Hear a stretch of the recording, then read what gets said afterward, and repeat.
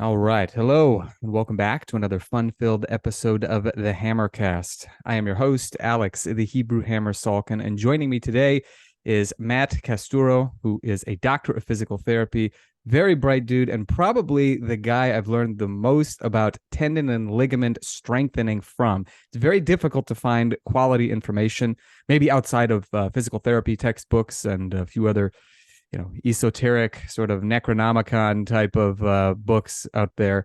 And he is just a phenom when it comes to athletic training. And so I wanted to get him in front of the Hammercast listeners so that we could get some knowledge bombs dropped into your noggins. And it's going to be a very fun episode. I'm very much looking forward to it. And Matt, thank you very much for coming on the show. Thanks for having me. Pleasure. Now, I'm very curious because I always like to know when people are interested in strength training. I came from a background of being kind of a geek and a little bit of let's say I wouldn't say I was picked last for sports in high school and middle school and elementary school, but it was like pretty close to last. And so I talked to some people who are like studs from the beginning, some people who kind of picked things up later on down the line. So I'm curious about your origin story. Were you always interested in athletics? Was that something that you picked up at a later date and time? Regale us with the story. Yeah, that's a great question. And for me, actually, I think I can come to it from a similar background to you, where I was always interested in athletics and I always loved sports and playing sports. I was never good at it. And I figured out in high school that I would wanted to do a couple different sports. I did soccer, cross country, and track and field. And the best one I was probably the one that I was probably best at was cross country, and the only reason was that it took almost no skill. It just took a lot of volume of work and consistency.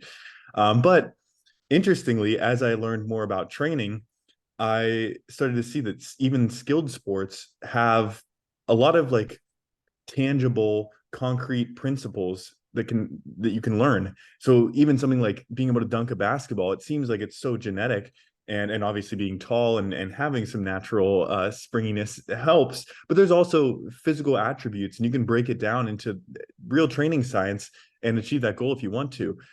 So I've always been interested in it. I actually started college in physics engineering, so I was completely unrelated to exercise science, but like most people who love to spend time playing sports and in the gym, I just kind of started spending more of my time there and less of my time with computers and coding, like I probably should have been if I Mm-hmm. wanted to stick around that major. So over time, that just led to a switch to exercise science and to physical therapy, as I kind of figured out that I don't really want to be coding every day. I'd rather work with people and solve problems still, but in a different way for people. Definitely. And I can definitely tell that you've got your work cut out for you because one of the things that I have found to be especially great about some of the material that you put out in your courses, as well as just even the free stuff that you put on YouTube, is that you are able to explain in very simple and effective terms exactly what it is that is going to help you depending on the problem you're facing. And so, one of the ones that I see quite a bit, and maybe you experienced this with cross country, is just you get tendons that get inflamed or ligaments that start to bother you, and this seems to be like a recurring theme in all the athletes that I've ever met. What is it about the tendons and ligaments that they just seem to love to get injured relative to the muscles? Yeah, well, there's a fair number of muscle injuries too, but tendinopathies, meaning like a tendon overuse injury or a tendon issue that has to do with the degeneration of the tendon, and a lot of times pain. Common ones are the Achilles tendon and patellar tendon. People might be familiar with tendonitis. More currently, the term is tendinopathy, but basically these are injuries where a tendon in the body is unable to handle the load that's placed on it, and this can be from a number of reasons. Sometimes there is uh, a workload management issue, meaning that someone very recently had an increase in training volume or an increase in workload to that tendon for one reason or another. Maybe you injured your left ankle and now your right knee is kind of having to overwork, or maybe you were just running 10 miles last week and now you're trying to run 25 miles this week. It's a pretty big jump. One thing that I ran into actually whenever I was in college, I was in Columbus, Ohio. It was dead flat, and I would go back home to Pittsburgh and I would run hills. And almost every time I would come back home, I would be like, why does the back of my heel hurt for like the next 4 or 5 weeks after going home? And I'm like, you dummy, you just ran all these hills whenever you're used to running flat. So even if you're running the same mileage, sometimes it happens. But oftentimes this boils down to a tendon that's unable to handle the workload. And there are some principles that we can do to prepare tendons for workload, but then also just some principles about like better managing how much we're putting on the body that can also help. Yeah. It seems like for a lot of people, it's like, like your eyes are bigger than your stomach. Like what your mom might have said when you took too much food at a buffet or something like that. It's like our ambition is too big for what our body's capable of doing at the moment. And so people will go, like you said, from 10 miles a week to all of a sudden 25. And now, you've done 250% of the work you were doing previously. It's just, it takes way too long. Now, my understanding of the tendons and ligaments in particular is that they tend to take longer to adapt than the muscles. And that is kind of a part of the problem, is that even if your ambition can be sated a little bit, for, let's say, your weightlifting or whatever it may be, eventually the muscles adaptation is going to outpace that of the tendons and the ligaments. So what are some ways that people can, let's say, keep their connective tissues up to speed without having to slow themselves down in their training? Yeah. Well, the other thing about this that's important to mention is that most people are actually very capable of adapting, but you can do much more in a few weeks, like a month, than you can do in a few days. So I think people overestimate how much they can do in the next 3 days or the next week, but they underestimate how much they can do in 2, 3, 4 months. Because if you're really consistent about it, your tendons can handle a lot of load, even over the course of 6 or 8 weeks of progressive training. Now, there are specific strategies that I think a lot of people should adopt to essentially set themselves up for the best success in ramping up their workload and wanting to take on uh, endurance challenges or sport training or whatever life that demands that they want to put on it, whether that's going on some crazy hike or doing an ultra marathon.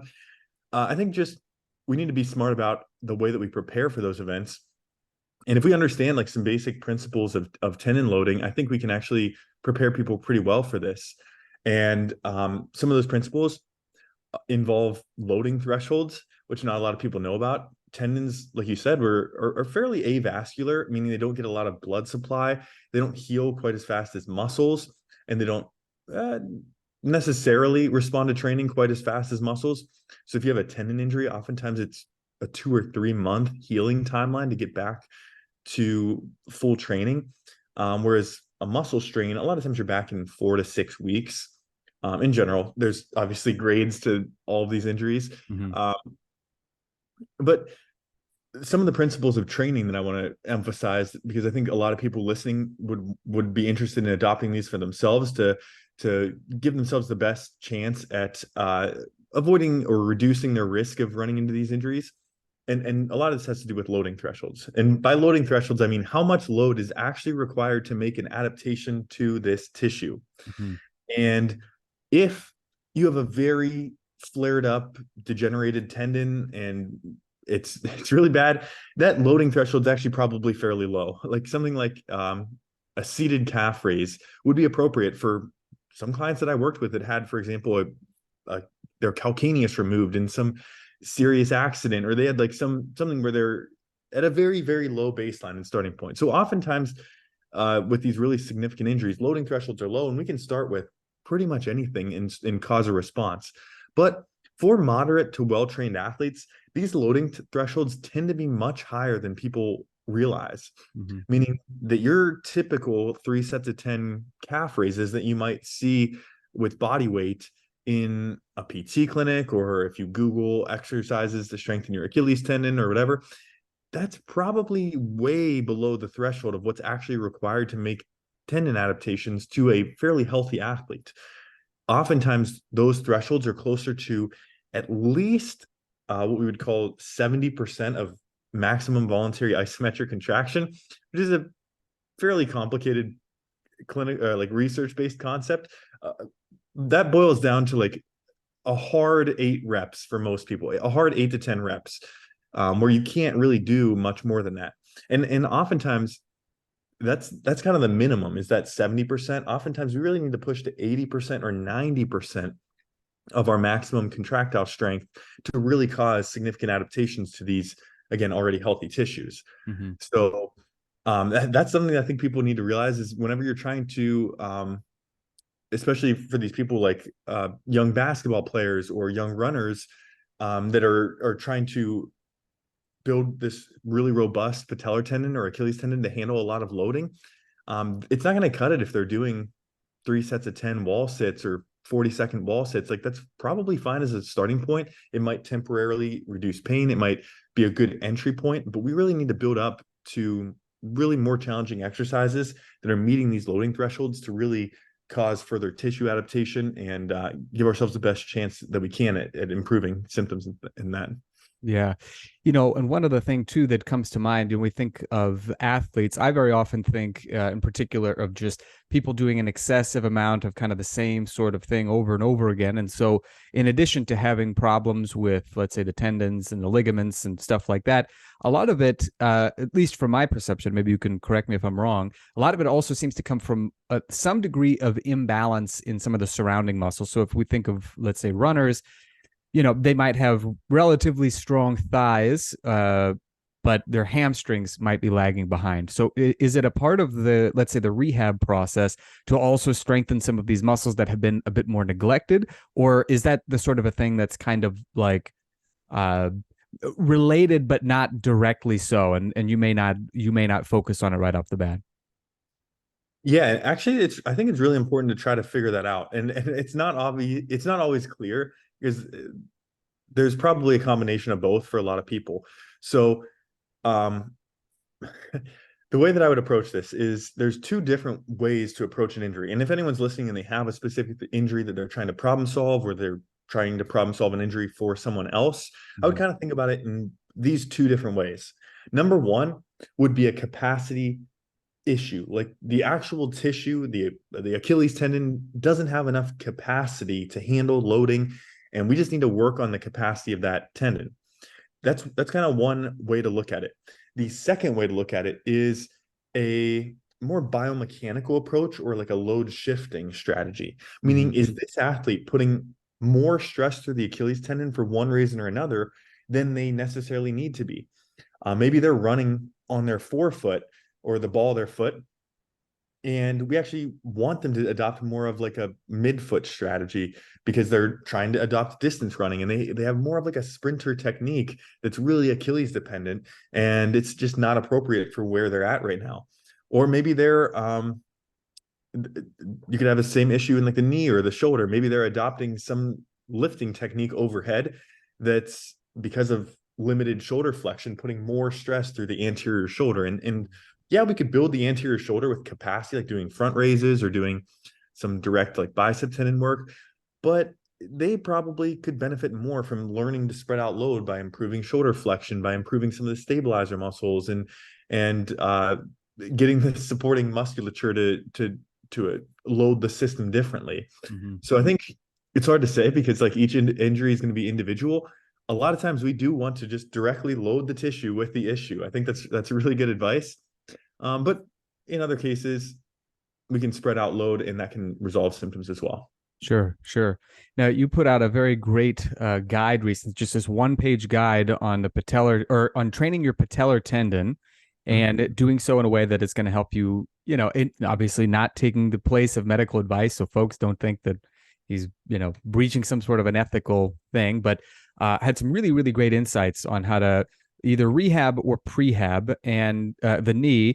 And one of the things that I thought was interesting is that it really ran the gamut from a couple of different things. So you talked about strength, and as it was demonstrated specifically, there was obviously plenty of dynamic work in there, but there was also isometric training, direct training for the patellar tendon. There was some higher rep stuff. There was some plyometric work. And, to me, it seems like it makes perfect sense, especially for an athlete, to work on, the strength side of things with isometrics, the dynamic side of things a little bit with higher rep, and then also plyometrics. Is this a pretty good strategy for, like, let's say any tendon, to, like, if you wanted to strengthen it specifically? Yeah. So I think, each tendon will respond maybe slightly differently, but there's some principles that are pretty universal in terms of like loading. And I would take kind of a multifaceted approach, like you said. So just to walk through what that looks like for the patellar tendon, because we have the exercises kind of laid out here. There's a strength-based approach. And that means we want to get high load to the front of the knee, so that way that tendon can adapt to those heavy loads. It meets the loading threshold that's going to cause some good tendon remodeling processes that we want to make sure we're stimulating. So strength training is a big portion of that. And I think slant board step downs, or I think we had Spanish squats in there, leg extensions. These are all good exercises that so long as we're directing enough load and we're getting strong quad contractions and the technique looks good, those are really good exercises for the strength stimulus. But then there's also the plyometric stimulus, and another very important stimulus here, especially if we're trying to do this for athletes who want to get back to sprinting and jumping and landing forces and all the other things that sports require. And that could come from a lot of different things. A lot of people think box jumps. That's not usually my go-to, because I think the landing forces are actually really important. I like things like, there's a lot of benefit to different variations of pogo hops, different variations of like bounding and leaping and hopping exercises. Specifically as an entry point, I think you can't really go wrong with band assisted pogo hops, whether that's someone who's well developed. It's still a good stimulus because it's going to do really short ground contact times, and it's going to essentially make the stimulus very plyometric, as opposed to like maybe a dumbbell jump, which is a little bit more of like this hybrid strength / plyometric stimulus. So I like band assisted jumps as a starting point, but they can also just be ramped up to higher and higher jumps, keeping that short ground contact time, delivering good load through the knee tendon. And then the last kind of phase of this 3-ish phase approach here to building tendons is the capacity building approach. And alone, this probably isn't enough. Remember, we need the strength, we need the plyometrics, but in addition to that, some capacity building with things like sled pushes, sled pulls, or other exercises that just involve repetition of lower loads can be really effective here. And this is just preparing you for the volume of work that your knee tendons are going to need to get used to. So especially if we're coming to someone like off season, for example, an athlete who maybe they had those knee symptoms in season, they were kind of managing it with maybe some isometrics or even some like PRP shots or something, but now you're getting them off season and you're kind of building them back up. There's probably going to be a little time period where we're reducing load and we're allowing some recovery processes to occur, but we want to strategically put this stress back on them and build this capacity up over time. So, sets of sled pushes and things like that can be really beneficial. And when it comes to, let's say, progressively loading these things, let's say you've got somebody who's starting out, maybe not super injured, but just wants to, increase the likelihood that he or she's not going to encounter too many issues with whatever activity they're interested in. What are some ways of doing that? Like, one of the things that I thought was very interesting is I like the slant board step downs. We see a lot of those nowadays. And one of the things that you'll sometimes see, I think, is somebody will add maybe a light dumbbell and then just start back over at the lower end of the scale in terms of number of reps that they might do. Is stuff or other things like range of motion? Is that like we almost turning it into like a sort of a squat or a lunge or whatever it may be, so that you're getting deeper flexion? Or is that going to more run into the problem of sharing the load with other things? So now you're taking the load away from the intended tendon. Yeah, that's a great question. And this is why it's actually really important to understand biomechanics, because an exercise might feel really hard, but it might actually not be delivering load to the place that we want. And this is actually the case with even like a wall sit. So there's a reason that I choose Spanish squats and slant board step downs instead of a wall sit. You can do a wall sit and feel like a really, really strong quad contraction and get deep into a 90-degree knee bend. But that's not actually the position that maximizes those retropatellar forces and patellar tendon loading. So even if you do a wall sit as heavy and as hard as you can and feel a really strong quad contraction, you're at most going to hit just maybe barely into that 70% MVIC Hmm. So you're kind of edging on the bottom of that loading threshold where most relatively healthy athletes should be above, right? So I think it might be okay as a starting point, right? Because we still need that entry point to loading, Hmm. but we really need to optimize our biomechanics whenever it comes to especially more healthy athletes or who are later in the rehab process or who have just more chronic issues that are kind of off and on.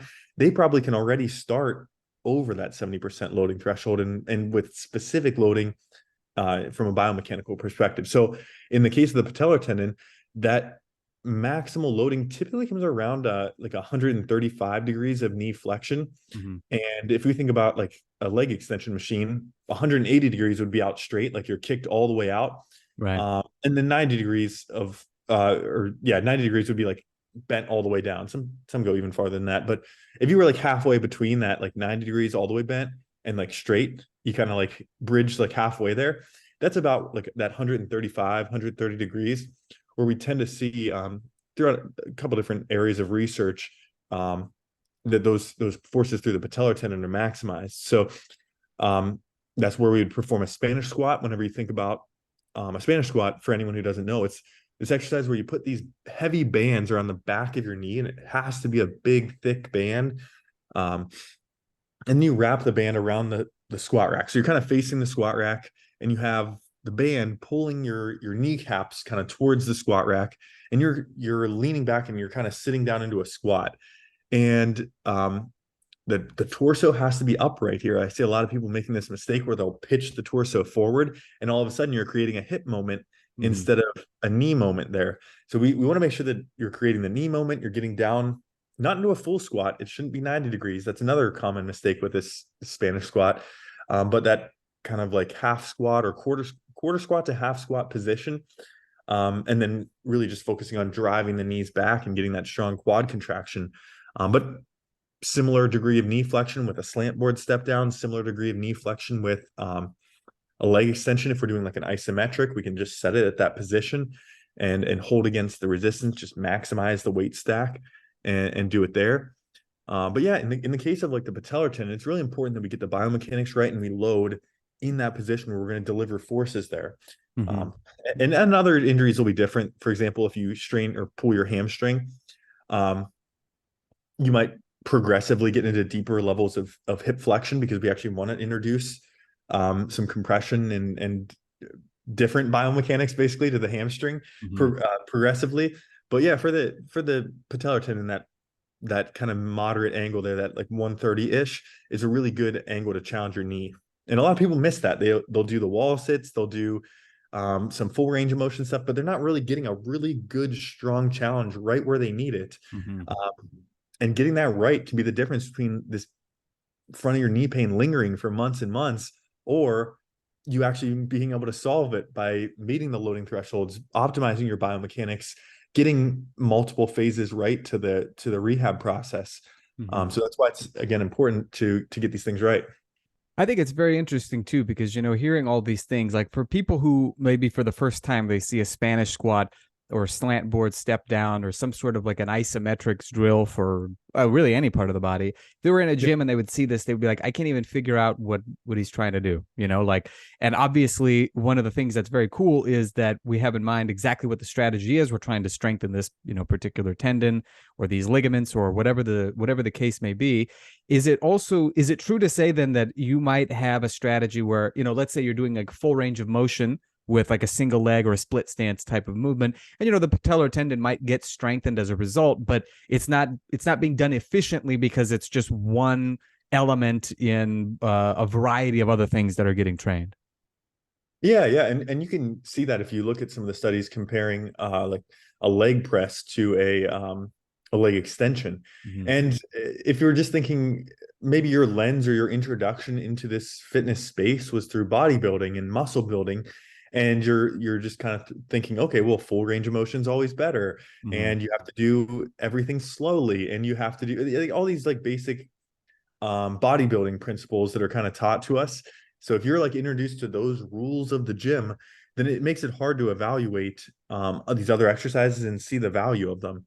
But full range of motion can be kind of confusing because sprinting is actually isometric or like nearly isometric, which no one thinks about. And they're like, what? How would sprinting be isometric? You're going through, I don't know, almost 140 or 150 or 160 degrees of hip flexion and extension. As you're going through, this arc of hip flexion is so big. The range of knee extension is big, but if we think about it, we're only in contact with the ground for a very short period of time. So we're going through a lot of range of motion, but the actual loaded period that's contributing to your speed is about less than a tenth of a second. For elite sprinters, about 0.08 seconds. For non-elite sprinters, about 0.1 to maybe 0.12 seconds of ground contact time to produce a tremendous amount of vertical forces. And that comes largely from tendon stiffness, from muscle stiffness, and from hard isometric contractions. And that doesn't mean you exclusively have to train with isometrics, or that's a good idea, but it can play a role in it. Because again, isometrics are a big part of sport movements, which a lot of people don't think about. Yeah. And it reminds me too, on the topic of, let's say, non-full range of motion. If I'm not mistaken, I believe it was Charlie Francis trained Ben Johnson, and he was doing 600-pound front squats. And you think, oh my God, this is incredible. And but I believe it was through like a partial range of motion, and it was specifically for that reason. It's that for his sport, he didn't need the injury risk that would come with, a full range of motion squat with super heavy weights, but he could handle these really heavy weights for like a partial range of motion, and it had a better carryover into his sprinting. And of course, the rest is history. Like, they're both legends. Charlie Francis was an incredible coach. Ben Johnson was a phenomenal sprinter. But yeah, I think a lot of people have a tendency to get very dogmatic about full range of motion without being able to clarify what exactly are you trying to train for. If you're trying to I don't want to say isolate the ligaments, but let's say target, the tendons and the ligaments, as opposed to, just build the muscles up so that they're bigger and what have you. Well, then you can very easily say, well, we don't necessarily need the full range of motion, or at least maybe not all the time, Yeah. Now, on the topic of isometrics, because this is something that I've found very interesting, but again, it's like most of the stuff that you find, it's hard to find quality information. A lot of it's kind of like N=1 sort of information. My understanding is that the highest level of isometrics training for strength is against a live weight. And so, for instance, you might have, there's like the bull workers, and you've seen like what Bruce Lee used to use, where he's pulling against chains with like a handle, if you've ever seen that. And there are similar things that are out there. But one thing that I thought was very interesting in the knee guide that you had shared was the use of a really heavy band for kind of like a knee extension sort of a thing. And to me, I see that really heavy band as being like a live weight. Do you find that provides better results than, let's say, just pushing your foot into a wall or pushing it into some other absolutely immovable object? Actually, I honestly don't know. That's actually a good question, though. Like, I would be interested to see if there's like any research on that. But the principle there of like overcoming isometrics and yielding isometrics is kind of what we're getting at. Overcoming isometrics, meaning like something is fixed and you're trying to push through it as hard as you can. That actually does have a pretty significantly different neuromuscular stimulus associated with that, as opposed to a yielding isometric where you're trying to hold a position and not yield, or not like let it come down. Like, if we think about the neuromuscular aspect of this, a lot of times like pushing really hard into a fixed or a relatively fixed object is where we're going to get that stronger neuromuscular stimulus, which can help with contraction strength and delivering high forces to like a specific area. So yeah, I think there's use of a lot of different isometrics there, depending on like what you're trying to go for. And also, going back to the idea of like, let's say, higher reps and in a particular range of motion, kind of like the slant board step downs. I know West Side Barbell, to prepare a lot of their guys for just lifting these insane loads on the bar. They would it would often do like higher rep stuff for like tricep extensions and bicep curls with bands in particular. And I'm curious, well, number one, what your thoughts are on that strategy, like if this is something that actually does have a good carryover into the tendon and ligament strength.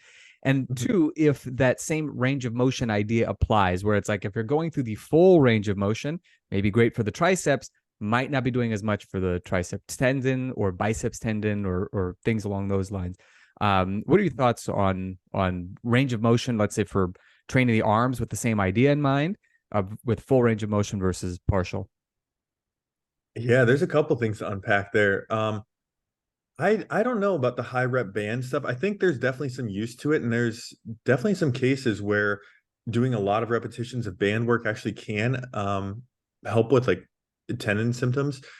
It's kind of putting all your eggs in the capacity building basket. Yeah. So I don't know that necessarily I would do that in without also supplementing with some high load work and some like maybe plyometric work if it's appropriate. Mm-hmm. But if you look at the West Side Method, I think they're doing that with max effort days and their higher speed days with like dynamic effort. So maybe they're kind of getting that taken care of with like more compound movements, and then they're isolating with those band, and maybe that kind of combination works to their goal. Mm-hmm. So yeah, I mean, it probably just depends on like, you'd have to kind of evaluate each case and like what they're working towards. Where are they getting the stimulus from? Mm-hmm.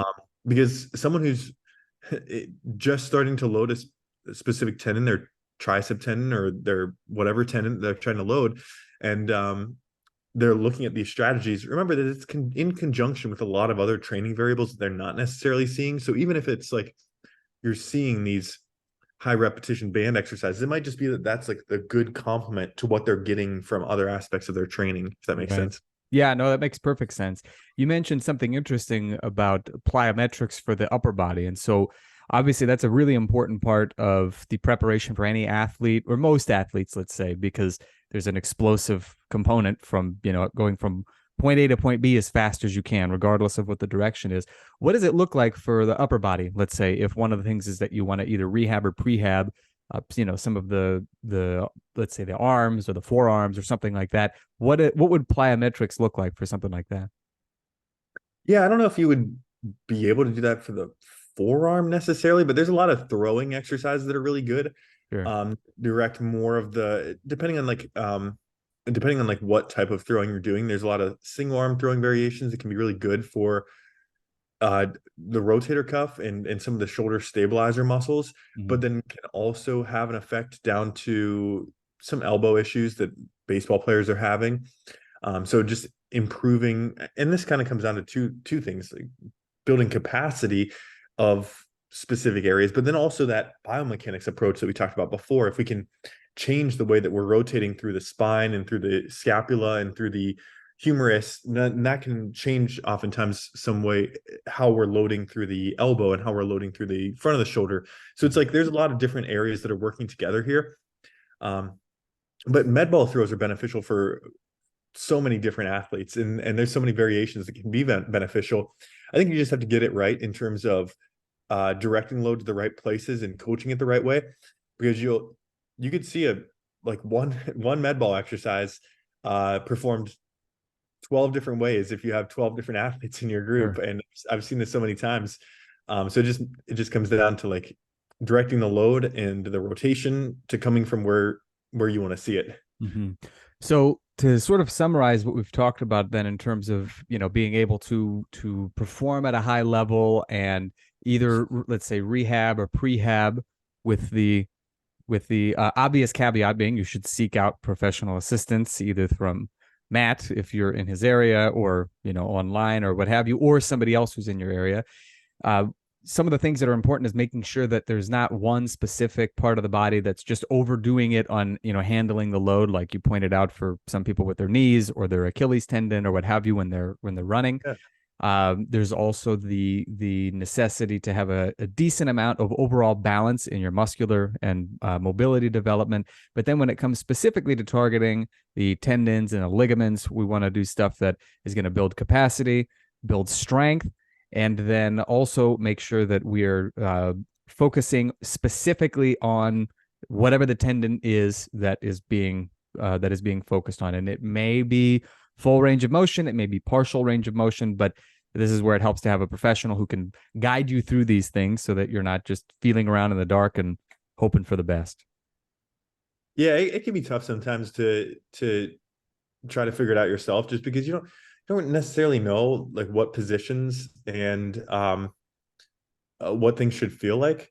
So it can often be helpful to kind of try to find that information online, which can be hit or miss sometimes. It's hard to read these papers because I mean I've been doing this for a decade, and I'm like, man, Young's modulus and this different like presentation of this tendinopathy versus if we're seeing symptoms here or there. It's like there's so much out there that it's kind of hard to break it all down sometimes. So I guess our goal is just always to try to simplify as much as we can without trying to lose the important information we're trying to share this.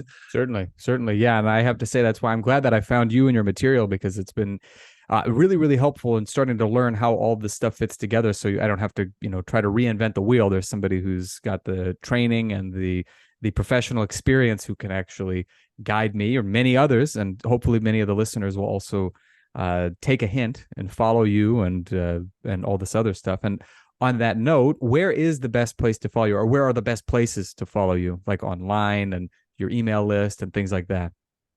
Yeah, I mean, if you resonate with this information, you're like, I want to learn more about tendons, or I want to learn more about sports performance or sports science. We kind of cover that a couple of different areas. YouTube is where we kind of have a bunch of tendon videos. So actually, if you just search tendon on YouTube, you'll probably come across one of our videos from the movement system. But you can also just search the movement system on YouTube or on Instagram, TikTok. We have a podcast as well where we kind of deep dive on some of these topics. So I'll try to take like one kind of area that I've been studying and getting research and getting information from a couple different people, and I'll try to kind of summarize it all in one long solo podcast, which it's usually pretty information dense. So beware if you're going into that. But yeah, those are all different places. And then we also do have an email list. So like you said, the 5-step guide, or this 5-exercise knee tendon guide. We had a bunch of people who were asking, basketball players and people who are doing our vertical jump program and things like that, who are like, oh, but I see you talking about all these different tendon exercises. Which ones should I do and how many and all that? So we just kind of put it all together with pictures and sets and reps and how long you should do it and how much load and technique cues and all that into one little thing, so it's easy to follow. So anything like that, we typically send out to our email list first, just because it's easiest to get to. And then, if I can, I'll try to post it to Instagram with like a link to download and stuff like that as well. Very So cool. it's always good to hop on the email list for that reason. Certainly, yeah. So, folks, if you want to check out his material, I will include links in the description and the show notes that are going to have all the places that you can find him. And the website is themovementsystem.com, correct? That's it. Perfect. I highly recommend everybody check it out. Like I said, it has been a phenomenal way to separate the wheat from the chaff and just get directly to the high quality information that you're looking for, particularly when it comes to not the hearsay, not the rumors, but just the facts about athletic training, rehab and prehab, and just learning how the body works in a much more fun and interesting way. No PT textbooks required. Matt has done that heavy lifting for us. So thank you very much for coming on the show. It's been a pleasure. Thanks for having me. And folks, as always, have fun and happy training.